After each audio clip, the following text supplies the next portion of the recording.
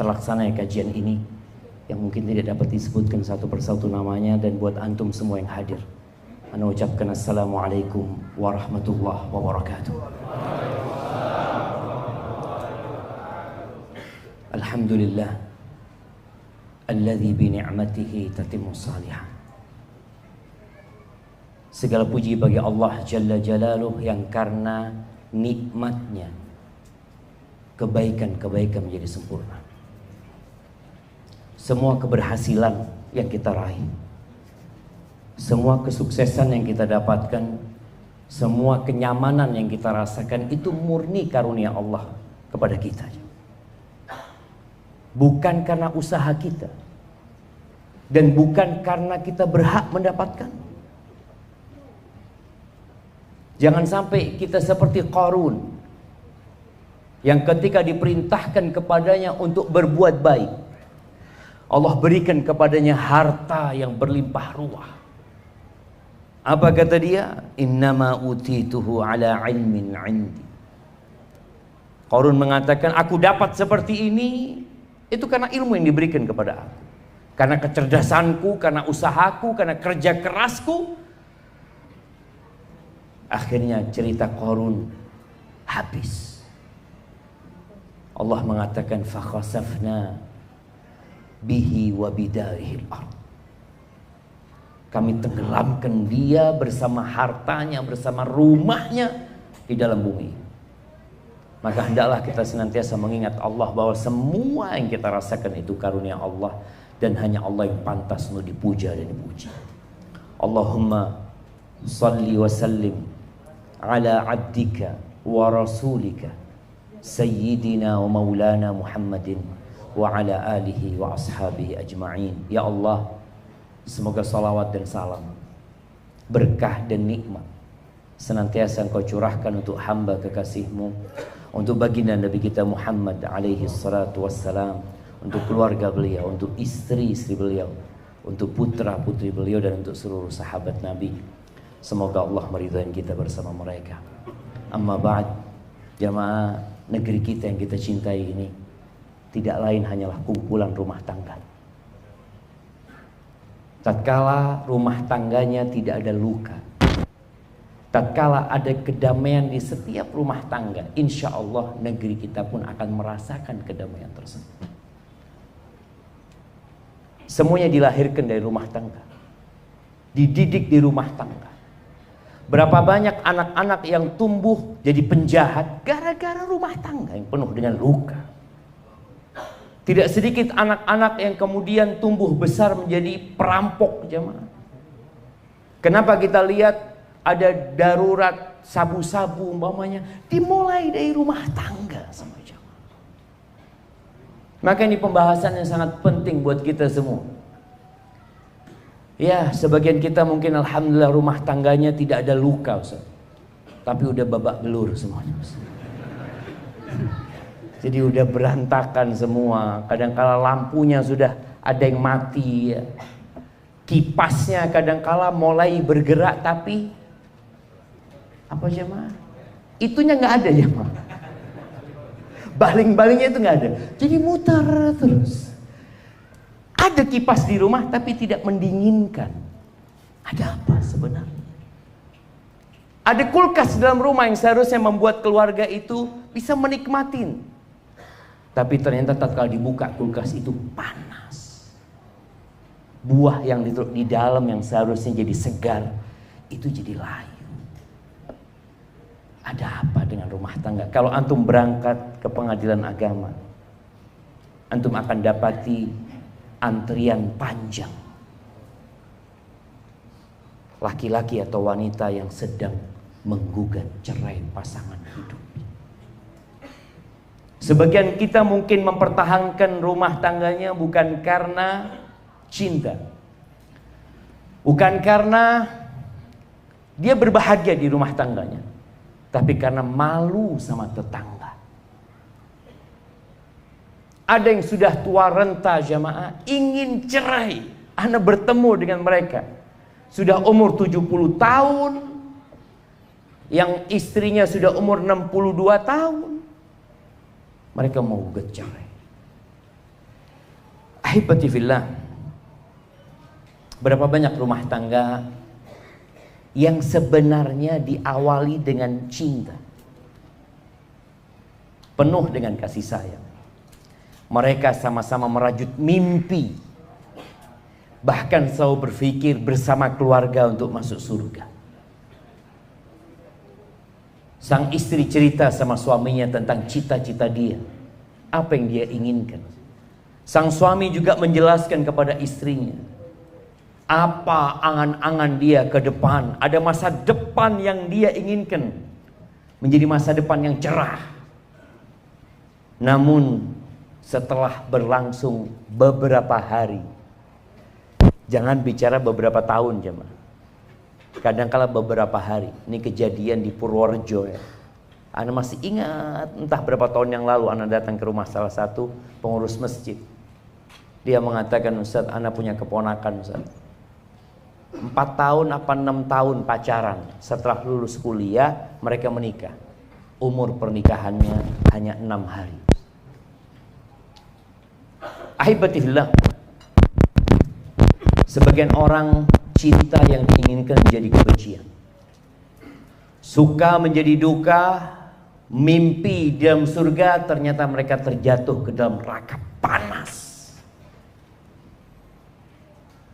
Ya, kadang-kala kita kalau nonton berita sampai terjadi KDRT di dalam rumah ya, laporan ini dan itu. Bahkan ada seorang istri yang membakar suaminya. Ada seorang suami yang gara-gara kecemburuannya dia bunuh istrinya. Mana kata cinta itu? Hilang. Ketahuilah, cinta itu ibarat benih kecil. Benih kecil yang perlu dirawat. Yang kalau antum tidak merawatnya, tidak menyiraminya, tidak memupuknya, maka benih itu akan layu. Dan terkadang dia mati, bahkan menjadi racun yang membahayakan. Apa yang diperlukan? Kalau bicara rumah tangga tanpa duka, kok kayaknya sulit. Di rumah Nabi alaihi salatu wassalam, piringnya juga pecah. Pernah ada piring pecah di rumah Nabi alaihi salatu wassalam. Pernah ada suara yang diangkat tinggi sehingga terdengar oleh orang yang di luar rumah. Pernah kejadian itu. Pernah ada tangisan air mata. Nah, tapi ternyata semua yang terjadi di rumah tangga Nabi itu ibaratkan garam yang membuat masakan itu menjadi lebih enak. Sekarang bagaimana tatkala ada luka, antum semakin kuat. Bagaimana tatkala ada masalah membuat antum semakin matang menjadi seorang suami, menjadi seorang ayah. Bagaimana kesulitan-kesulitan, masalah di dalam rumah tangga itu menjadikan antum sosok hamba yang lebih bertakwa kepada Allah Azza wa Jalla. Yang biasanya sujudnya sebentar, gara-gara ada masalah, alhamdulillah sujudnya lebih panjang. Nikmat apa enggak jemaah? Yang biasanya kalau sholat selalu telat, gara-gara ada luka dalam rumah tangga, sholat shaf pertama. Masya Allah. Apakah harus ada luka baru di shaf pertama? Apakah nunggu masalah baru bisa sholat malam? Apakah nunggu ada problematika yang berat yang membuat kita harus berangkat umroh? Antum lihat tuh. Ternyata masalah-masalah membuat sebagian orang semakin dekat sama Allah Azza wa Jalla. Dan itu yang kita inginkan. Bagaimana menyikapi masalah itu? Dua insan berkumpul dalam satu rumah yang punya pemikiran masing-masing. Dan antum harus bisa menyelesaikan hal ini. Yang pertama yang dibutuhkan jamaah adalah ilmu. Ilmu. Dalam segala hal ilmu ini diperlukan. Ketika seorang ingin masak enak, padahal dia nggak pernah belajar bagaimana masak soto yang enak. Mungkinkah dia masak tanpa ilmu? Nggak bisa. Dia akan cari tahu. Apa bumbunya? Apa bahan-bahannya? Bagaimana memasaknya? Berapa lama waktu agar jadi enak? Itu perlu ilmu.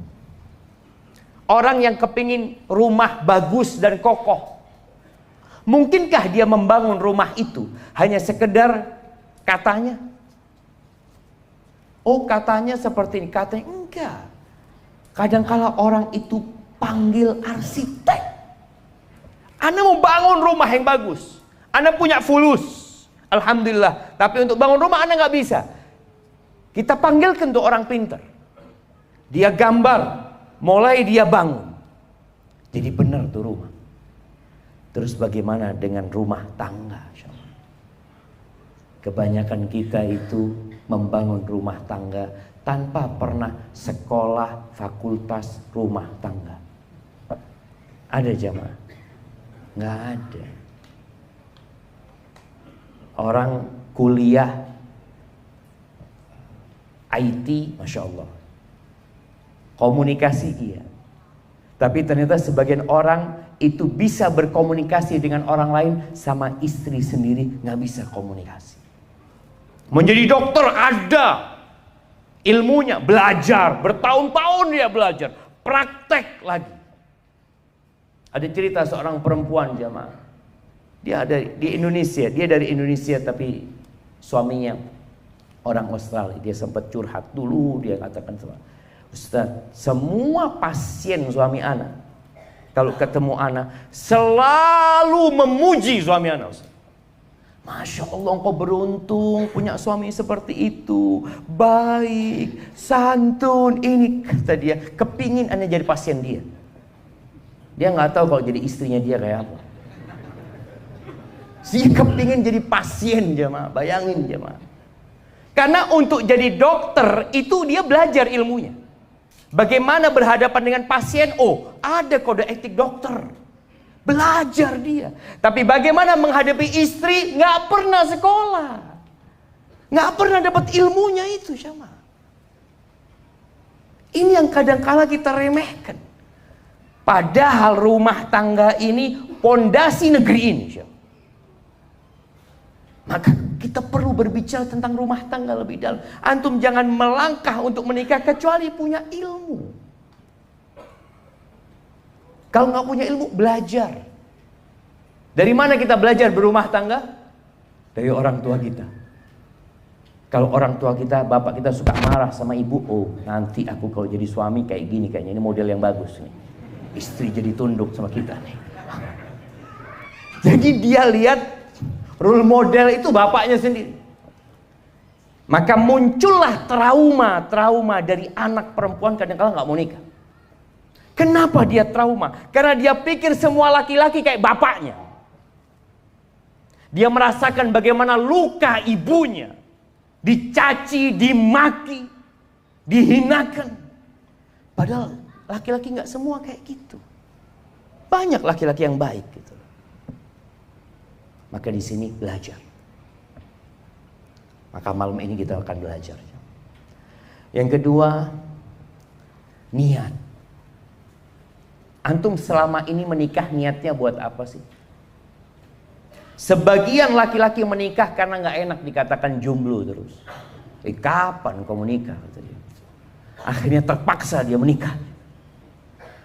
Niatnya hanya nggak ingin dikatakan jomblo. Sebagian laki-laki dan wanita menikah karena sudah melakukan yang haram. Dia berzina. Istrinya hamil. Sehingga ini ada masalah panjang jemaah. Bagaimana anak itu nanti dinasabkan kepada siapa? Engkau sebelum menikah sudah bikin luka dalam kehidupan ini. Engkau sudah membuat Allah murka. Membuat keluarga malu. Membawa aib yang dibawa seumur hidup. Anakmu anak zina. Gimana kemudian engkau menginginkan rumah tangga tanpa luka kalau sudah dimulai dengan luka? Maka solusinya engkau niat beribadah. Kalaupun sebagian terjebak dalam dosa, niatkan bertobat kepada Allah. bertobat, menyelesaikan perbuatan dosa itu. Karena ada sebagian orang berpikir, kalau saya menikahi orang yang saya zinai, dosa saya selesai. Dari mana kau belajar itu? Ketika mendapatkan buku hijau, dosa zinanya selesai. Dari mana kau belajar itu? Az-zaniyatu waz-zani fajlidu kulla wahidin minhuma mi'ata jaldah. Kata Allah tuh pezina, wanita pezina lagi, dihukum jilid dia itu. Bukan dikawinkan. Dia dihukum, disuruh tobat dia. Setelah itu mau nikah, silakan. Nikahnya sudah dalam rangka beribadah, bukan menutupi aib. Bukan. Tapi dalam rangka kembali kepada Allah Azza wa Jalla. Kita lihat ketika dua orang yang berzina dinikahkan, kalau salah satu belum tobat, gak lama cerai itu biasanya. Karena dia nikah terpaksa, bukan karena untuk mengabdi kepada Allah Azza wa Jalla. Maka bagaimana Rasul Sallallahu Alaihi Wasallam mengatakan ketika turun ayat-ayat yang berkaitan dengan menimbun harta emas dan perak, di mana kalau nggak dikeluarkan zakatnya itu akan jadi setrika buat orang-orang tersebut. Akhirnya para sahabat mengatakan, ya Rasulullah, lau alimna ayya malin afdal fanattakhidah. Kalau kita tahu ya Rasulullah, harta apa yang paling baik, kita akan cari itu harta. Maka beliau menyebutkan 3. Siapa yang ingat jemaah? Nah, siapa yang mau jawab? 3 harta yang seharusnya kita cari mati-matian.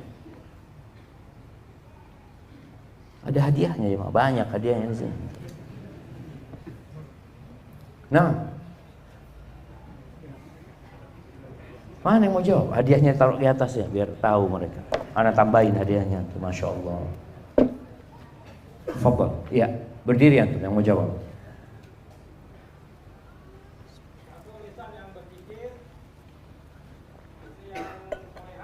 Alhamdulillah. 1, lisan yang pandai berzikir. Yang kedua, hati yang bersyukur. Istri yang soleha, yang membantu suaminya dalam urusan akhirat. Masya Allah. Fadl, kirimkan ke sana, ke belakang.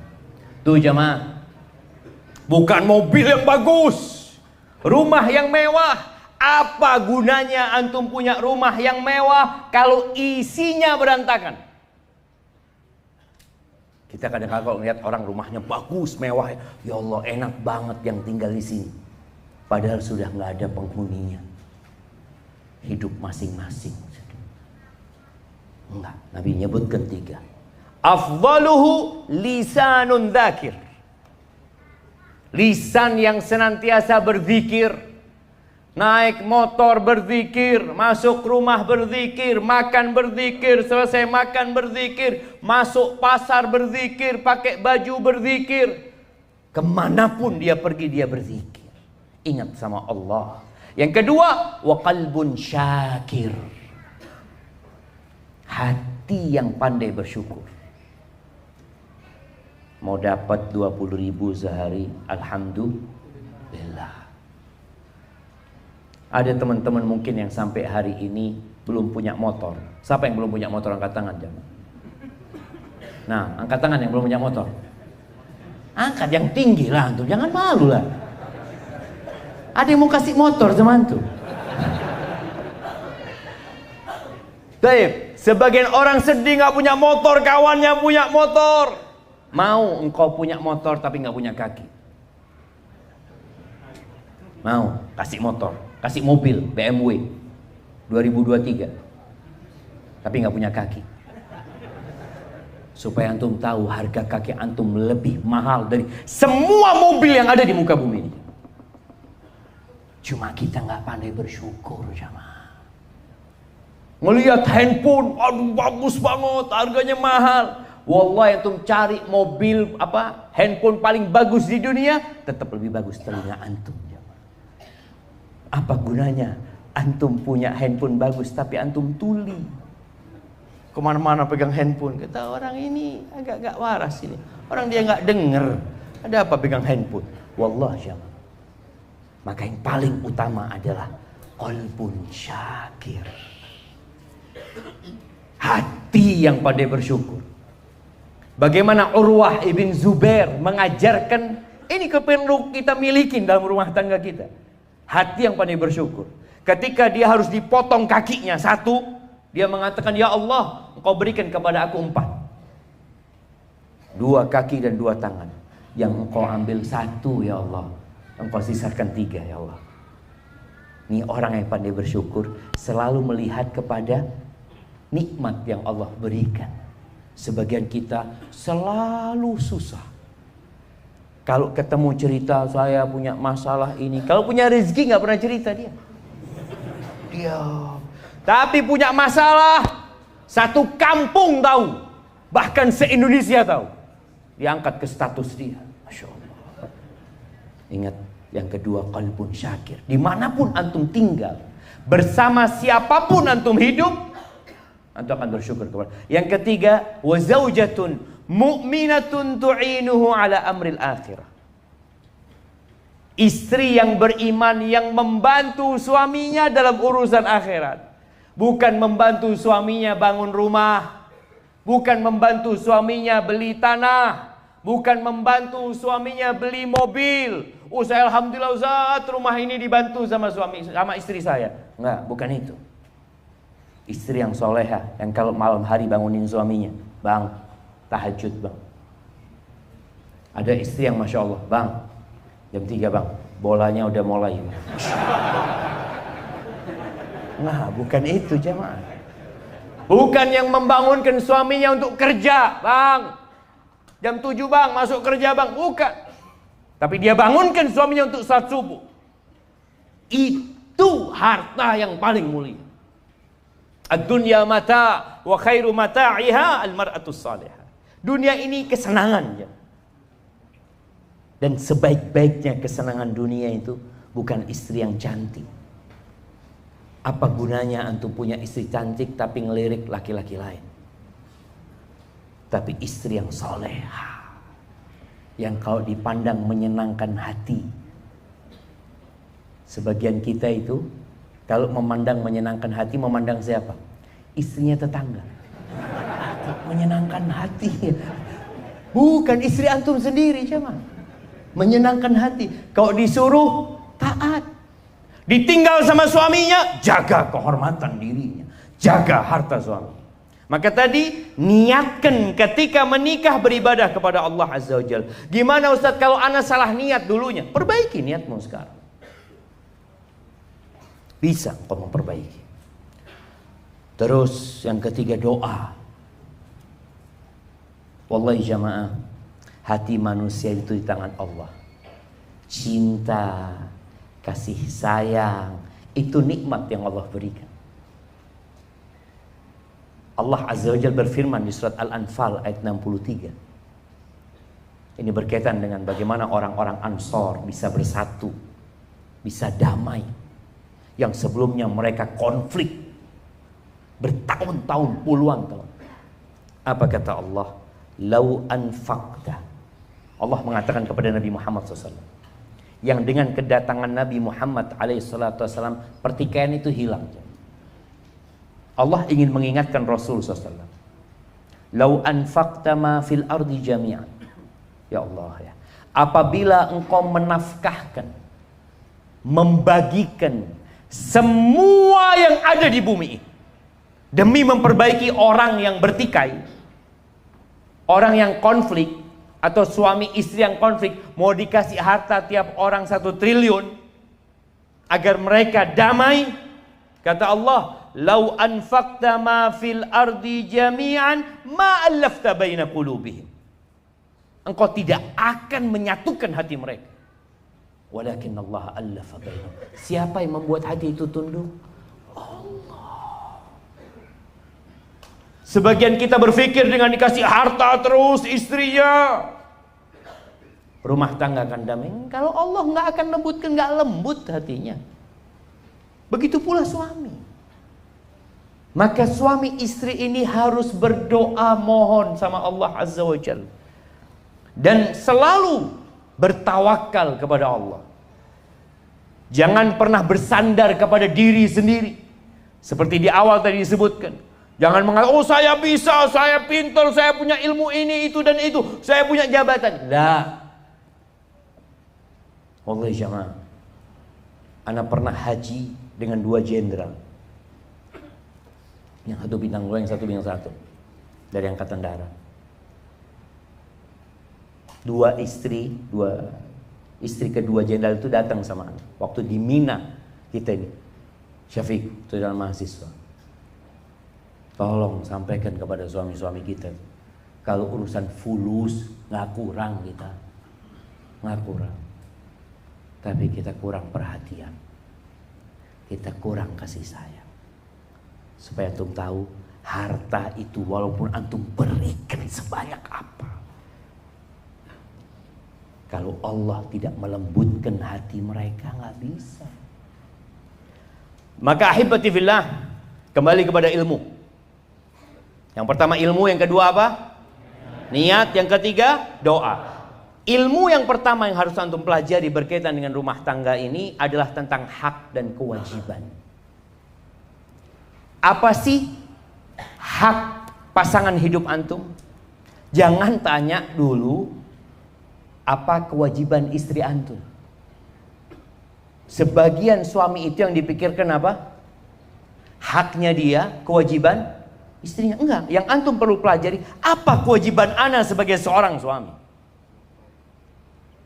Makanya tatkala orang itu bekerja di sebuah perusahaan, dikasih tahu dia hak dan kewajiban, supaya dia dapat menjalankan tugasnya dengan baik.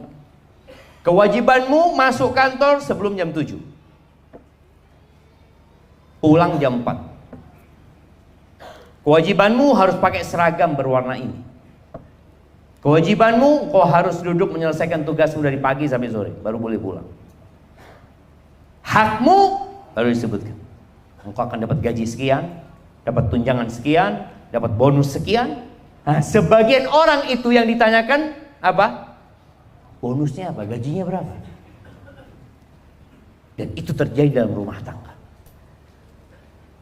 Banyak di antara kita jemaah ketika menikah yang dipikirkan cuma malam pertama. Masya Allah. Sehingga ada istilah bulan madu. Madunya berapa lama? 1 bulan. Kadang-kadang nggak sampai sebulan. Sisanya wallahu a'lam. Maka tolong pelajari. Dan menuntut ilmu ini kewajiban buat setiap muslim. Talabul ilmi fariidatun ala kulli muslim. Bukan sunnah ya, bukan anjuran. Ketika antum mau sholat, antum harus belajar ilmu tentang sholat, wajib. Ketika mau berangkat haji, jemaah haji itu oleh Depak diadakan apa buat mereka? Manasik haji, karena wajib buat mereka. Mereka mau melaksanakan ibadah tersebut. Dan ketika antum mau menikah, antum wajib belajar tentang hak dan kewajiban antum, pasangan hidup antum. Ketika dua orang ini tahu dengan hak dan kewajibannya, kemudian mereka saling melaksanakan apa yang menjadi kewajiban mereka, ya udah, insya Allah itu akan jadi pupuk untuk cinta yang ada di awal. Ada seorang suami yang hanya minta dilayani,